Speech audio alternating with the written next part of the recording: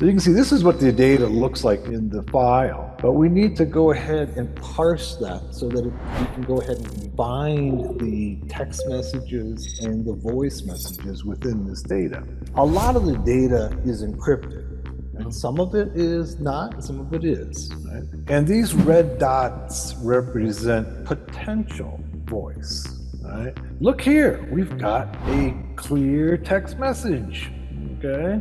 We're blurring this message, but there's a clear text message in here. Hey everyone, Yaniv Hoffman here, back with another video and back with Master Hacker, Occupy the Web. Welcome. Thank you, Yaniv. It's always an honor to be on your show. And I look forward to doing some more interesting hacks today. We're going to be looking at satellite hacking today, which is kind of the cutting edge of hacking. So hopefully your viewers enjoy this. I did. Definitely they will. So let's start. Yaniv, today we're going to look at satellite hacking. As you know, and all of your viewers know, there's thousands of satellites up there that are doing all kinds of things, from doing radio communication, TV communication, satellite phone communication. And as these satellites go and circle the Earth, their communications are often available to those of us on the ground and can intercept and pick up those communications. So that's kind of what we're focusing on here today, at least one type of satellite, because there's lots of different types of satellites up there by different countries, different companies. We all are familiar that Elon Musk has his own set of satellites for offering internet access, the Starlink system, but there's many satellites up there. So we have a satellite hacking class coming up in September, and so this is one of the elements of that class. We'll be looking at a whole variety of different types of satellite, including GPS satellites and others. So today what we're going to be looking at is one type of satellite, one of the early type of satellite phone systems, and it's called Iridium. And so here, let's take a look at this. All right. So these are the Iridium satellites. Basically, they circumnavigate the Earth north to south, and with about 66 satellites, they can cover the entire Earth so that people can make phone calls from very remote locations. This was a system put together by Motorola in the 1990s. And I don't know that it ever was profitable, but it's still available for people who are particularly at the high latitudes and very low latitudes, so up in the polar areas and the South Pole areas, as well as remote areas where there is no mobile phone available. All right, so that's what Iridium was designed for. All right, it was developed by Motorola in the 1990s.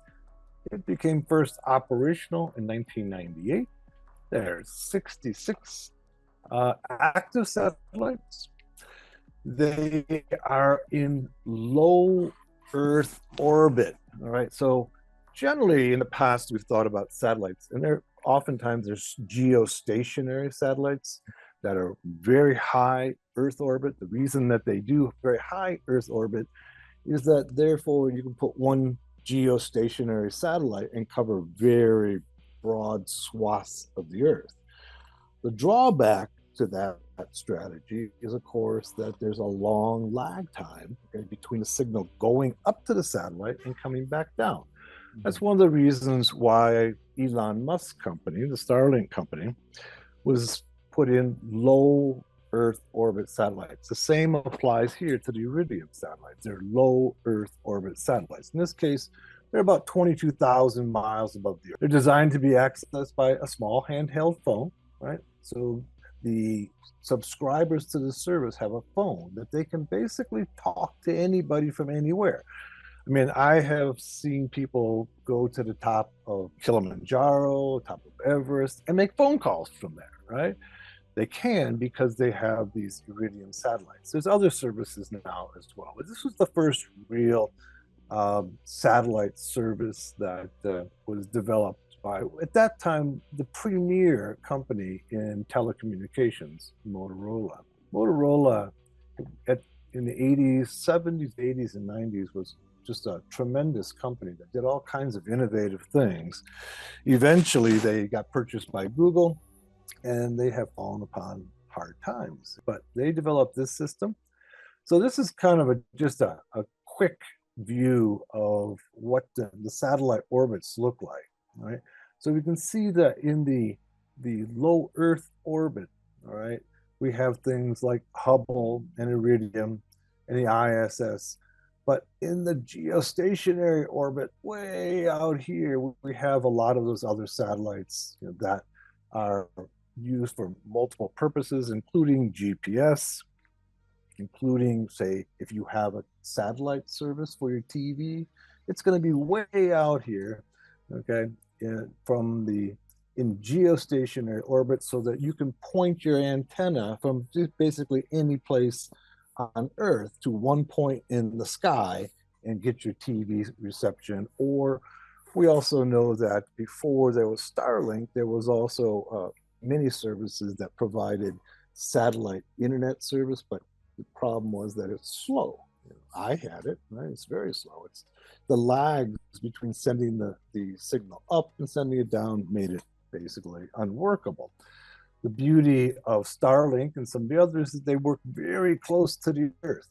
But to work very close to the Earth, the coverage area becomes very small. So you need lots of satellites. And Elon Musk's service has 40,000 satellites very close to the Earth. In this case, Iridium has just 66. They're a little further out, and they're moving north to south constantly. So that gives you some idea of what we're talking about. We're talking about this very close orbit around the Earth here. And as a result, we can actually pick up their signals. We can pick up the signals from lots of different satellites. And what we're going to be doing next is we're going to be using some very inexpensive hardware to do this. We can use expensive hardware, but I want to show the viewers that you can do with very inexpensive hardware. We're going to be using the very inexpensive RTL SDR, which you can pick up for $20, $30. And we're going to be using a flat, what's called a patch antenna. Now, these antennas that come with the RTL SDR are not much good for this particular hacking. One of the things that's a little understood by people who are new to hacking in terms of SDR and radio signals is that the antenna makes a big difference. You're going to need different antennas for different frequencies. Frequencies and wavelength basically are the inverse of each other. But we're talking about the frequencies here of about 1.6 gigahertz, right? So these antennas right here are designed and optimized for 1.6 gigahertz. And that's what Inmarsat and the Iridium satellites work at, about 1.6, 1.5 to 1.6 gigahertz. Now, if you really want to go inexpensive, you can actually buy this little package here from New Electric, which is designed just for satellite hacking. And this one costs about $80.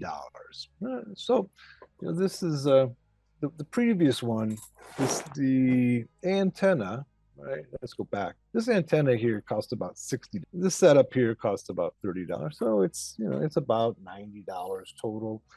And this one maybe is a little bit cheaper. So let's get started with some satellite hacking. So we're going to be using the Dragon OS as an operating system.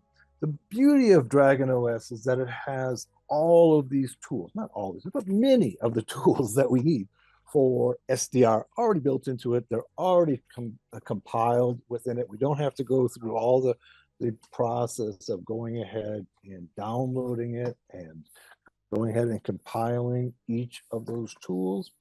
So that's why I'll be using it in almost all of our SDR classes. Of course, you can always use Kali and then just go ahead and download the tools into Kali. But literally, there's hundreds of tools built into it. Let's take a quick look and see. So if we go under Other here, look at all the tools that are available to us. And those are only the ones that have a link in the menu system, right? There's others besides it. Yeah. All right. So if we go up here to ham radio, we can see there's even more under ham radio. But some of those tools, some of the tools that we want are not listed in the menu system. And the Iridium toolkit is one of those. Right. It's not listed in there. So if we go back over here and look under, let's go under other and go Iridium. There's nothing in the eyes for Iridium, and there's nothing here for Iridium. But there is a tool called the Iridium toolkit inside this operating system. All right, so let's go ahead and take a look at it. All right, so we're going to go CD, user, source, all right, and then there's go Iridium slash toolkit, and there is no such thing. It must be underscore or dash. Let's try that. There we go. And then we go ls-l, and you can see there's a bunch of tools. They're all Python tools in there. But it's important to note that there is no link in the menu system to this.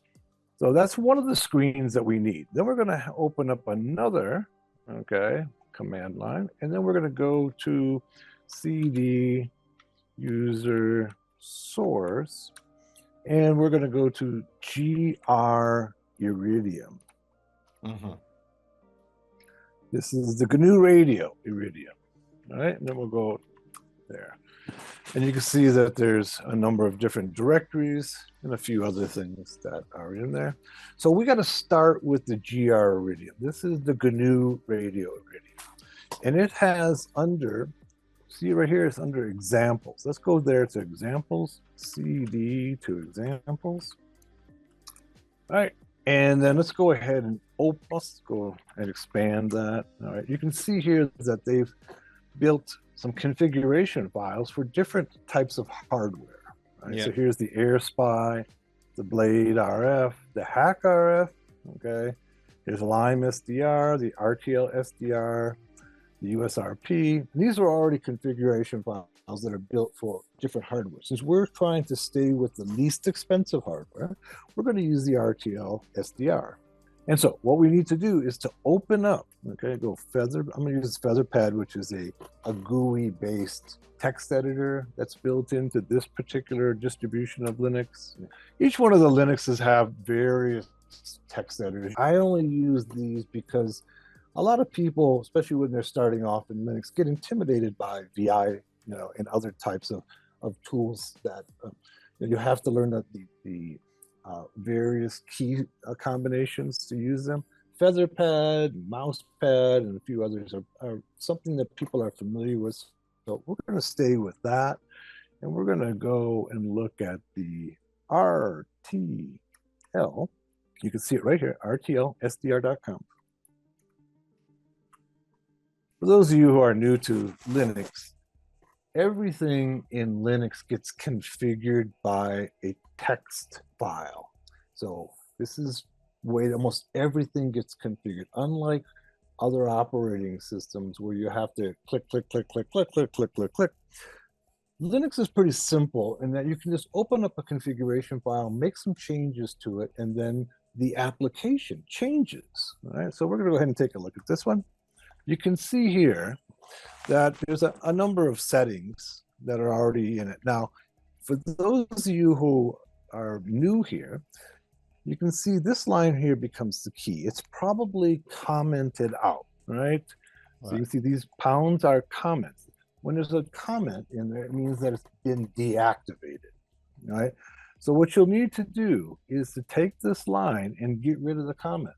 And what this does, is it sets the device, these are device args, to the RTL SDR, and then it turns on the bias T. The bias T in the RTL SDR, basically what it does is it powers the antenna. So the bias T allows the power to go out from your RTL SDR to power the antenna. So these are the two things that you need to be able to use the RTL SDR.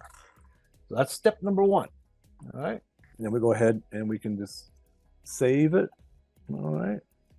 And I didn't make any changes to it, but you did, and go ahead and close it. Okay, that's step number one. Then we need to go over to this screen over here. So what we're going to do is the Iridium extractor is in the path variable. Okay, if it's not, you need to put it in the path variable. All right, so we're going to go ahead and use the Iridium extractor to be able to capture the signals from the antenna, from the satellite to the antenna to our RTL SDR. So here's what we're going to do. We're going to go Iridium extractor. Okay, this is a tool to capture that communication. And then the device is going to be device number 4, right? And then we need to tell it what the configuration file we want to use. And the configuration file that we used was the RTL SDR right there, .conf. Yeah. So we're going to go RTL SDR.conf.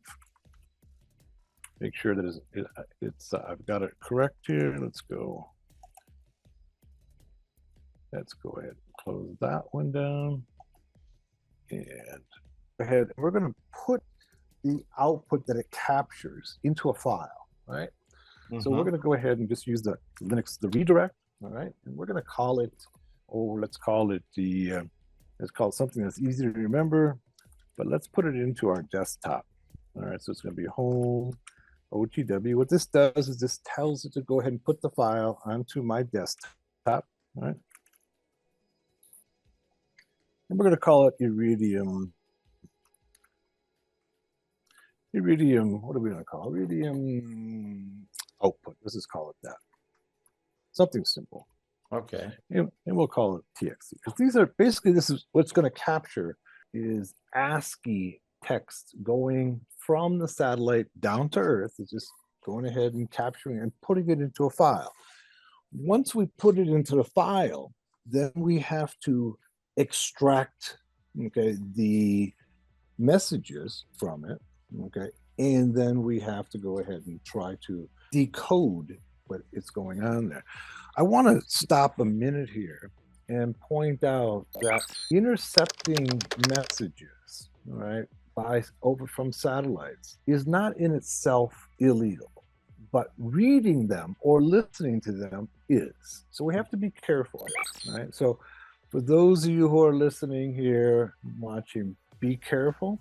You know, if you actually are able to pull off this hack, okay, and it's not a complicated hack, but it does require a little bit of knowledge, a little bit of equipment. You can't listen to the messages that you capture without breaking the law. So just kind of, this is all for educational purposes. We're not encouraging anybody to break the law, but it's important in all hacking that the good guys know how the bad guys are doing it. And that's what we're doing here. We're the good guys. We're saying, okay, if we understand how the bad guys are doing it, then we can keep the bad guys from doing these types of things, right? And we can make them more secure. But if you're doing this and you're actually listening to messages, in most countries, that's going to be illegal. And I want you to be careful. I will show you the techniques, but I'm not actually going to listen in on any messages because that would mean that I would be breaking the law. All right, but I'll show you how it works. So let's go ahead and hit enter. All right, and it says it does not exist. Oh, because it's, let's see, I've got to put it, it's right directory. Let's go here. And that RTLSDR.conf is in the user source, right, like that. This user source GR Iridium examples. That's where it's at. All right, like that. I think we got it right now. Let's try again. There we go. Okay, you can see that it's gone ahead and recognized my RTL SDR, and now it's being able to pick up the communication from the satellite. All right. You'll also note that it says some of the SDR seems to be losing samples. It is losing some samples. That's to be expected. Don't worry about that. Okay, that's not a big deal. It's going to miss some of the communication, but what we're doing right now is we're picking up okay? Small bits of the communication that this satellite is transmitting. Now, to really be able to pick up anything significant, you need to let this run for a number of hours, right? And we don't have that much time. But I did run it for a few hours earlier today, so I do have some output that I can show you. All right. So this would be the first thing. You might want to let this even run overnight to get enough data to actually work with, because some of the data coming from the satellite is not direct communication from a satellite phone, right? This particular type of satellite phone is capable of both having voice communication and having text messages. And so I'll show you how to grab each of those. So we're going to go ahead and stop this, okay? And the next step then is that we have to parse, okay, these files, right? Next thing we're going to do is we've got the data frames, okay, that are captured by that tool, okay? And then we have to decode the data. It's called a parser. A parser just means it cuts it up into pieces, right? And so let's go ahead and do that next. So we're going to do Python 3, and then we're going to go use the Iridium parser. Let's make sure that the Iridium parser is in this directory. Let's take a look inside. And there it is right there, Iridium parser, right? So you can see it's a Python script. And so we're going to go ahead and use it to be able to parse the data. And so we're going to go Python 3, and then go Iridium parser, py, and then we have to give it the -p and the name of the file. All right, so let's see, we saved it as, we'll say it's going to be under home, OTW. Of course, yours may be different. Right? This is where I saved it as, so make sure, you know, if you get a message that the file's not found, you probably put it someplace else, right? Yeah. And so we're going to call it Iridium. And this is something that, you know, a lot of people who start off in Linux, you know, end up with those challenges of putting their files in places that they forgot where they put them. So make sure, you know, in my case here, I just put them on the desktop so you can see them right there. And then we're going to go ahead and parse them. All right. And oops, what I should do at this display is I have to send it out to a file, okay? And we're going to put it on the desktop as well so you can see it. Go home, OTW, okay, if you're going to use it. Similarly, you have to use your own name. And so we're going to go, let's call it, put it on the desktop again. Desktop. And we'll call it Iridium parsed. Let's call it that. All right, it makes it easy to remember. And go ahead. And now what we've done is we've gone ahead and parsed this data. So you can see this is what the data looks like in the file, okay? But we need to go ahead and parse that so that we can go ahead and bind the text messages and the voice messages within this data, all right? Looks like here you can see it also has pager data. That's the other thing I didn't mention earlier. You can see that these are denoted as pagers. So you can parse out the pager data, the text data, and the voice data from these communications. Now, a lot of the data is encrypted. Right? Some of it is not, and some of it is, right? So if you're working with encrypted data, then the issue becomes, you know, how do I go ahead and decrypt it, which is a whole nother video. But some of the data is not, and you can pick up live conversations and text messages from these satellites, the stuff that is not encrypted. So the next step, right, is we've got to make sure that the Iridium toolkit, right, is in our path, right? So for those of you who are new to Linux, it happens in other operating systems too. The path variable basically says this is where the system looks for commands that you go ahead and enter at the command line.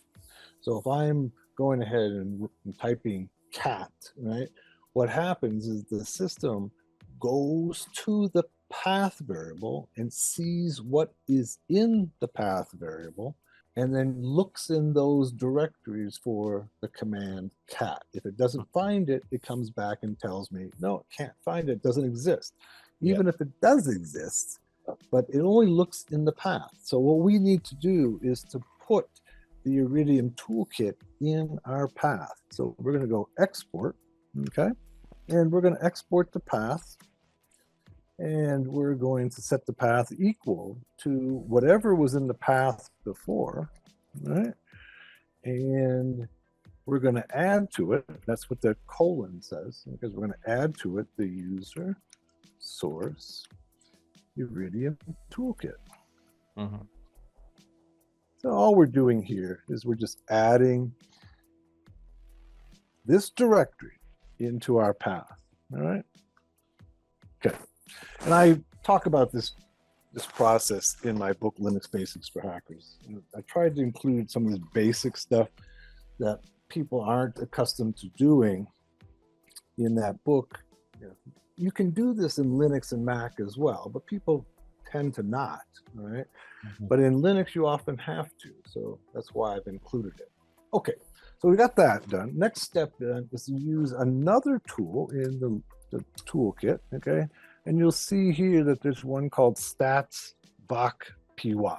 What this does is it tries to go ahead and extract the voice data from the parsed data that we've now extracted, all right? So let's go ahead and see whether we can do that. So we'll go stats, and let me make sure I get it all spelled right. Voice, okay, py, yep, and then the name of the parsed output. You can see it on my, here, Iridium parsed. Let's go ahead and go home. OTW, okay, once again, make sure that, you've got the directory. You're not going to use the same directory as me unless, your name is OTW too. and then we'll go Iridium parsed. Parsed. Okay, let's go there. And let's see what we come up with. All right. So what this here is, let's take a look at this. We've captured some voice here, all right? And I'm going to go ahead and stretch it out, all right? Now, you need to let this run for, like I said, for several hours. You're not going to, I only let it run for maybe a couple hours this afternoon. And these red dots represent potential voice, all right? So what you need to do is you need to, let's go ahead and I'll put this up here. And it uses a script, okay? You see it says play Iridium right here? Yeah. Using this script right here to be able to play back the voice messages. So you need to click on it, all right? And then go right click on it. And if there's, see how it's moving every time I click on it. If there's voice there, it'll go ahead and play. Oh, got a little bit there. Listen very closely.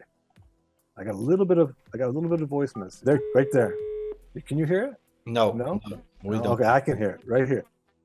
There's somebody talking right here at this dot right here. This is only for educational purposes. Okay, I want to repeat that. But I've got a little voice message here and these other dots as well. So this is the way that you can capture voice messages. This tells us that not all of the messages are encrypted. We've captured some of these and we can hear them, right? Once again, only for educational purposes. You want to be careful in doing this, all right? So that's the voice messages. And we were able to, in just a very short amount of time. Now, remember that these satellites are passing overhead, and they pretty much are always within communication of every place on the Earth, but you're only going to capture the conversations that are taking place in your area. You're not going to capture, you're not going to capture the conversations that are taking place on Mount Everest, right? You would need to connect to that satellite, and you would have to be in that region to do so, right? So I've been able to capture some conversations locally, locally meaning within a several 100-mile radius, several 100-kilometer radius. And I was able to successfully do that today. Let's close this down. You know, Right. TW, it's interesting that you say that, yes, majority of the voice discussions are encrypted, messages are encrypted, but some are not. I thought, Some are not. 2024, already everything will be encrypted end to end. You would think so, but it's not. All right. So I could clearly hear, I'm disappointed you couldn't hear. I could clearly hear a man's voice speaking. It was a very short clip, okay, of his voice. And we captured part of his conversation, right? If we had gone to the other, we might have captured other parts of his conversation as well. But you would think that everything was encrypted, but it's not. All right. So I'm going to show you a few other commands here, what we can do to get the other data out of what we've captured. So we've been passively capturing simply, the communication of the satellite between the ground, okay, and the satellite. We've got an antenna that's optimized for approximately 1.6 gigahertz. We've got the data, and now once we have the data, we can begin to try to what's called reassembly. So we've parsed the data into pieces. Now we want to reassemble the pieces, okay, into the text messages, the pager messages, right? We saw in there that there was some pager messages. Right? So let's go ahead and do that. That's the decoding part of what you say, right? Well, it's what we've done is that we've taken the data and we have take the raw data, we got that, and then we parsed it. So basically we broke it up into its pieces, right? So we were able to break it up into its elements. Yeah. And then what we're doing here is that we're going to reassemble it based upon what data we're looking for. So we have what's called the reassembler. I'll show you here in the toolkit. Right here it is, the reassembler. And the reassembler, we can use it to reassemble different types of data. So let's go ahead and do that. Go sudo, right? And then we're going to go reassembler. Make sure I spelled that right. Nope, I didn't spell it. Assembler, py. Once again, it's a Python script. For those people who ask me, what language should I learn for cybersecurity and for hacking? And I think it's pretty clear when you look at these tools that they're all Python, right? So learn yourself some Python, right? It's important. Make sure I have that command right, reassembler.py, and then the file name, right? And this is going to be the parsed output, right? So we're going to go the Iridium. Oh, we got to make it sure it's home. OTW, okay, and then desktop, and then Iridium. I have it Iridium. Let me make sure I've got it. Parsed. Dot parsed. There we go, like that. Yes. Oh, okay. That's fine. Right. And then we have to tell it what mode. Okay, -M. In this case here, I want the pager messages. Okay, so we're going to go MSG. Now there's three options here. There is IDA, okay, which you go ahead and put it into a Wireshark, like a PCAP file, okay. And then there's LAP, like this way, okay, which will go ahead and give us the GSM tap compatible, okay, output. And then and this is going to be mostly pager requests. And then there's going to be the pager messages, which is MSG. So let's go with that one. Right?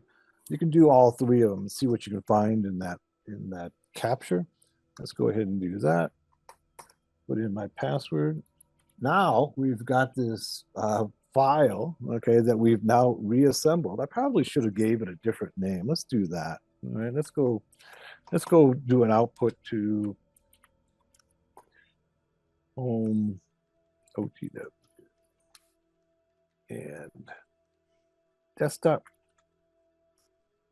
And let's call it the, okay, so call it Iridium dot message. We'll call it message 2. All right. There we go. Okay. Now what we have is we have a file that if there are any messages, okay, if there's any pager messages in there, then we should be able to see them. So let's take a look. All right, let's go ahead and go Featherpad. All right. And then let's go home, OTW, desktop, Iridium. And let's see what we have. We got MSG.MSG. Oh, unfortunately, we don't have any pager messages in there. That's disappointing. But we did get voice messages, and we didn't let it run that long. Okay. No, let's try some of the others. I've created some of the others you can see here. I've got a Iridium message. Let's see if we can find anything in the others. Let's open up Iridium IDA. So we've opened up the Iridium IDA file. This is the one that I created. Basically, only thing I did to create it that's different than what I showed you is that where I use the MSG option, here I put in the IDA option. All right, and here's the IDA option. And if we can, you can see we get a lot of metadata here. And look here, we've got a clear text message. Okay, we're blurring this message, but there's a clear text message in here. I let this run, I said, for a couple hours before we did this interview. Picked up at least 2 messages here, picked up some voice messages as well. And so here's one just coming in saying text test. Okay, you can see, and then here's the data at the end. It says 8 valid packets reassembled from 40 fragments. Okay, 27.5 are broken fragments. So this shows you that even in 2024, the communications by these satellites, remember that radio signals are around us all the time, right? So from satellites, from your cell phone, from your Wi-Fi, your Bluetooth, these are all radio signals, and they're passing us by in the air constantly. All that I'm showing you is that you can pick them up and you can make sense out of them. You can decipher them, but be careful, right? In most countries, doing this is going to be illegal, but we're only doing this for educational purposes to make the system more secure, right? If we, the good guys, know how this is done, we can make it more secure so the bad guys can't do it. And with that, I want to thank you for allowing me to show your viewers how the satellite communications can be intercepted and parsed out so that there are humanly readable, human listening messages. Definitely, and thank you for that, OTW. There are many questions lately about radio hacking, software-defined radio. So I'm also happy you touch few items here. One, the Dragon OS, that is a Linux-based operating system tailored specifically for cybersecurity professional, particularly those interested in radio frequency hacking and software-defined radio. We touched the tools. We saw how actually to capture messages, the ability to decode. But as we said, we are not promoting any illegal activity. This is only for educational purposes. So don't do it at home. We just want to show how this is done so you can be aware and defend better. And with that said, Occupy the Web, as always, thank you very much. And if you guys like the video, want to see more of such content, please leave your comment in the description, like and share and subscribe if you are still not subscriber. Thank you very much. Thank you very much, OTW. Thank you for having me, Yaniv. I look forward to doing more of these types of videos with you. Definitely. And for those of you that stayed up to now, remember, we have the anniversary, 3 years anniversary of the channel. We are providing 5 free starter package training of OTW school, Hacker Race, plus 5 more in 30% discount.